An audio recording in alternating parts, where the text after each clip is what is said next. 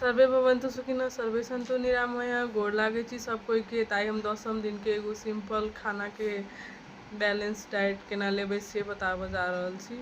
अपन से के पेट एगो बैलून जकाँ होइ छै, अगर बेसियो खाना धऽ देबै तऽ आराम से फूलि जायत।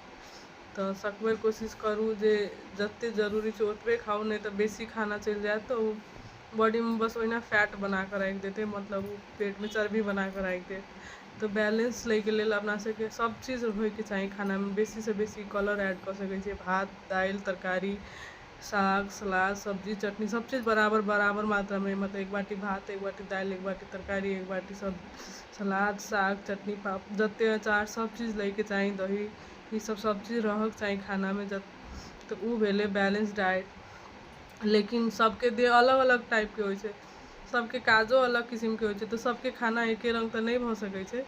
तो कोई बेसी मेहनत के काज करै छथिन तो उनका सबके लेल कनी बेसी एनर्जी चाही, तो बेसी कार्ब लऽ सकै छै, मतलब बेसी भात रोटी ई सब खा सकै छथिन, बेसी प्रोटीन ई सब लऽ सकै छथिन। लेकिन जे कम मेहनत करै छथिन जिनका ओते नहीं काम छै तो उ कनी कमो भात रोटी ई सब खा सकै छथिन।